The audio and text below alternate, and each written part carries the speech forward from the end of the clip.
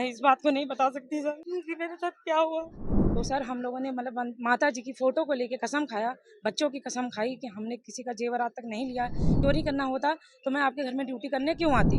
हम सिर्फ हम ही को लेके गई थी। मेरा फोन उसी जगह पे ले लिया। खाली पूछताछ करते समय मैम फिर हमको मारने लगी। केबल के तार, छोटा सा केबल का तार मंगवाया, उससे मारा और मुंह में मेरे कपड़ा, मेरा ही दुपट्टा मेरे मुंह में रखा हुआ था कि मैं चिल्ला ना सकूं। भले ही उत्तर प्रदेश पुलिस की पुलिसिंग पर ये कहते हों अधिकारी कि अब पुलिस बेहतरीन काम कर रही है, अपराधियों पर शिकंजा कस रही है, अपराध पर लगाम लगा रही है, लेकिन पुलिस के कारनामे समय समय पर बाहर आते रहते हैं।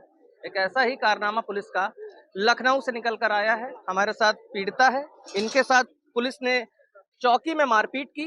अब क्या था पूरा मामला, पहले तो आप बताइए। जी सर, ये 15 दिसंबर की रात की बात है। 5 बजे के टाइम हमारे जिसके यहाँ मैं कसमंडा अपार्टमेंट में काम करती थी, मनोज तेलानी, उन्होंने मतलब ये 15 दिन से ये चल रहा था कि ये हमारे हम शादी से लौटे हैं। जब मैं सैलरी मांगती थी ये बोलते थे कि मैं शादी से लौट के आई हूँ। इस थैले में मेरा जेवर रखा था, डायमंड का सेट, और इस रूम से गायब हो गया। जबकि वहाँ पे 5 लोग काम करने वाले हैं, अलग अलग काम करने वाले हैं। झाड़ू पोछाल वाले अलग हैं, बर्तन वाले अलग हैं, कपड़े धोने वाले अलग हैं, और मैं बेबी केयर टेकर हूँ। मैं बेबी का काम करती थी। बेबी के काम के सिवा और भी काम बताती थी, मैं कर लेती थी, कभी ना नहीं करती थी किसी काम को। फिर उन्होंने ये मतलब ये नवंबर की बातें हैं। नवंबर के बाद इन्होंने 15 दिसंबर से शुरुआत किया। 15 दिसंबर को इन्होंने कहा कि मैं अगर हमारे जेवर को सब लोग नहीं, जिसने भी लिया हो वो घर में कसम खिलाना मंदिर के सामने कि हमारे जेवर जिसने लिया वो दे दे, वरना हम उसको जेल भेजवा देंगे, उसके गांव भेजेंगे, पुलिस बेइज्जती करेगी, मोहल्ले में बेइज्जती करेगी। तो सर हम लोगों ने मतलब माता जी की फोटो को लेके कसम खाया, बच्चों की कसम खाई कि हमने किसी का जेवर आज तक नहीं लिया, कभी मैंने किसी के पैसे नहीं चोरी किए। अगर चोरी करना होता तो मैं आपके घर में ड्यूटी करने क्यों आती। इतनी बातें हमने कही तो उन्हें कहीं ओवर एक्टिंग जो ज़्यादा कर रहे हो सब लोग, तो हम पुलिस को बुलवा के तुमको पिटवाएंगे, तुमसे पूछताछ करेंगे। फिर हम लोगों ने ये भी कहा कि अगर हमने चोरी नहीं की है तो हमें डर नहीं है, तो आप जांच करवा लीजिए, कुत्ते को बुला लीजिए जो चेक करके बता सकता है कि किसने लिया है। इस बात से मैडम भड़क गई हमारे ऊपर। फिर 15 तारीख को उन्होंने पुलिस को बुलवाया और हम लोग को पता नहीं था, हम रोटी खा के बैठे हुए थे। अचानक से 5 बजे के टाइम 4:30 बजे के टाइम पुलिस आई। ऊपर का गेट खुला है और पर अंदर में मैडम आई, उनके जान पहचान की भी थी, चाय वगैरह पी, पानी भी पी। फिर उन्होंने सबसे पूछताछ की। फिर हमको कहीं कि लक्ष्मी तुमको हम पूछताछ करने के लिए ले चल रहे हैं, तुम्हारे साथ ऐसा कुछ नहीं। वहीं पे मेरा फोन। अच्छा, आपको ही सिर्फ लेकर गई थी पुलिस या हाँ, और हम भी ही को लोगों लेके को? गई थी। हम सिर्फ हम ही को लेके गई थी। तो हम मतलब हमको कहीं सिर्फ तुमसे पूछताछ करेंगे और कुछ नहीं करेंगे तुम्हारे साथ। मेरा फ़ोन उसी जगह पे ले लिया। मैं अपनी किसी परिवार वाले को फ़ोन नहीं कर पाई, किसी फैमिली वाले को बता नहीं पाई इस बात को कि हम कहाँ जा रहे हैं। फ़ोन ले लिया हमारा, कहे कि हम खाली चौकी तुमको पूछताछ करने ले गए। मैडम खाली 1-2 बार पूछी तुमने कोई जेवर लिया? हमने कहा नहीं मैडम हमने नहीं लिया। खाली पूछताछ करते समय मैम फिर हमको मारने लगी। मैंने मारने के बाद उनके जो ड्राइवर थे, जो गाड़ी उनकी चला रहे थे, उन्होंने कहा मैम इस लड़की को मेरे हाथ में दे दीजिए, मैं इससे कबलवा लूँगा कि ये लिए कि नहीं लिए। फिर उन्होंने केबल के तार, छोटा सा केबल का तार मंगवाया, उससे मारा, नहीं हुआ तो बेल्ट से मारे। और मैडम जो 2 थी वो पैर मेरे ऊपर रखी हुई थी ताकि मैं चिल्ला ना पाऊँ, और मुंह में मेरे कपड़ा, मेरा ही दुपट्टा मेरे मुंह में रखा हुआ था कि मैं चिल्ला ना सकूं। मैं इस बात को नहीं बता सकती सर कि मेरे साथ क्या हुआ। नहीं, बिल्कुल हम समझ सकते हैं आपकी जो परेशानी है, लेकिन आपको ये बताना भी इसलिए ज़रूरी पड़ रहा है, ताकि और किसी के साथ और किसी लक्ष्मी के साथ ऐसा ना हो। आपको कब छोड़ा और किस कंडीशन में आपको छोड़ा था? फिर मतलब हमने कहा मेरे फैमिली वाले से बात करा दीजिए। मेरी बेटी का लगातार फ़ोन आ रहा था। 5 बजे से लेके 7 बज गया था। 7 बजे तक फ़ोन मेरे परिवार वालों का नहीं उठाया गया। 8 बजे के बाद मेरे हस्बैंड को फ़ोन किया। मेरे हस्बैंड वहाँ नहीं रहते हैं, बाहर रहते हैं बलरामपुर, और इत्तेफाक से उस दिन वो जल्दी आ गए थे, वरना वो 12 बजे रात में आते हैं। उस दिन वो जल्दी आ गए तो फ़ोन किया कि लक्ष्मी तुम्हारी बीवी है, तुम्हारी बीवी है? तो बोले हाँ। कहे बोले कि तुम उसके हस्बैंड बोल रहे हो? तो बोले हाँ। तो गंदी गंदी गाली दिए कि तुम्हारी बीवी को हम लोगों ने यहाँ उठा लिया है, आके यहाँ दारू सफा चौकी पे मिलो। फिर मेरे हस्बैंड आए तो बोले कि तुम आ रहे हो कि नहीं आ रहे हो? बोले आ रहे हैं। उतनी देर में हमको इतना मारा सर कि मेरी हालत नहीं रही। मार मार के बिल्कुल हालत मेरी गंभीर हो गई, खून निकलने लगा मेरे शरीर से। खून निकलने के बाद सर वो मेरे लिए लोवर मंगवाई, लोवर ये इस लड़की को बदला दो। हमने वो लोवर नहीं बदली सर, वो मेरे पास आज भी रखी हुई। वो लोअर तो मेरा सलवार खून से लथपथ था। खून से लथपथ होने के बाद भी उन लोगों ने हमने कहा, हम गिड़गिड़ाते रहे कि हमको पानी पिला दी। बोले पानी वानी कुछ नहीं मिलेगा। सर अगर सोचिए 5 बजे से जो बंदा मार खा रहा है, 8 बजे के बाद उसके आंसू निकलेंगे? नहीं निकलेंगे सर। पानी मांगने पे पानी भी नहीं मिला हमको। फिर मेरे हस्बैंड को बुलाया गया। मेरे हस्बैंड को आते आते 10 बज गया। 10 बजे आने के बाद उन्होंने मतलब हमको कहा कि तुम्हारी बेटी बाहर कार में बैठी हुई है, अगर तुम झूठ और ये बयान कबूल नहीं करती हो तो तुमको हम जेल भेज देंगे, तुम्हारे पति से मिलने नहीं देंगे, तुम्हारी बेटी को नंगा नचवाएंगे। बहुत कुछ कहा, गंदी गंदी गाली दी।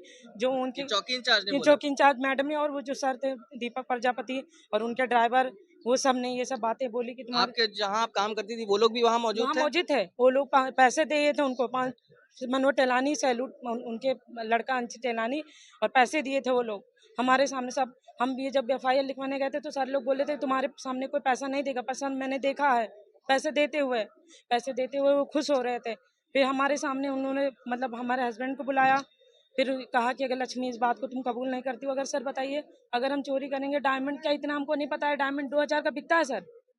दिखता है कहीं? 2000 का डायमंड बोले कि तुम बेची हो, इसको लिखो। लिखवाया, हमारा इतना सर, हमारे मेरे हाथ पैर सूजे हुए थे, मैं बोल भी नहीं पा रही थी। बोले अगर तुम अपने हस्बैंड के सामने कुछ बोलती हो तो तुम्हारे हस्बैंड को भी यहीं बंदी बना लेंगे, तुम्हारे बच्चों को भी नहीं छोड़ेंगे, जाने नहीं देंगे।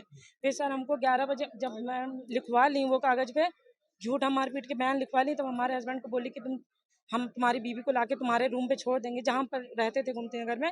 मैडम अपनी गाड़ी से खुद छोड़ने गए थे, हमारे हस्बैंड के साथ हमको नहीं जाने दी थी कि हम अपने हस्बैंड को बता न दें।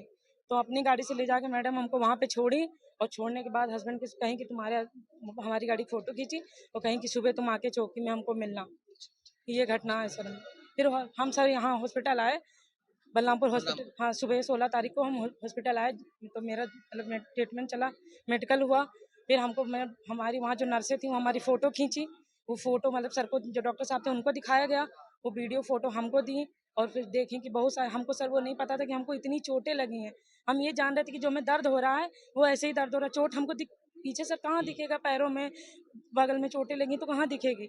फिर वो चोटों को सर जब हमारे फ़ोटो में जब हमने देखा तो सर बोले कि इस बगल में हाई कोर्ट है, तुम जाके वहाँ पे कंप्लेन कर दो।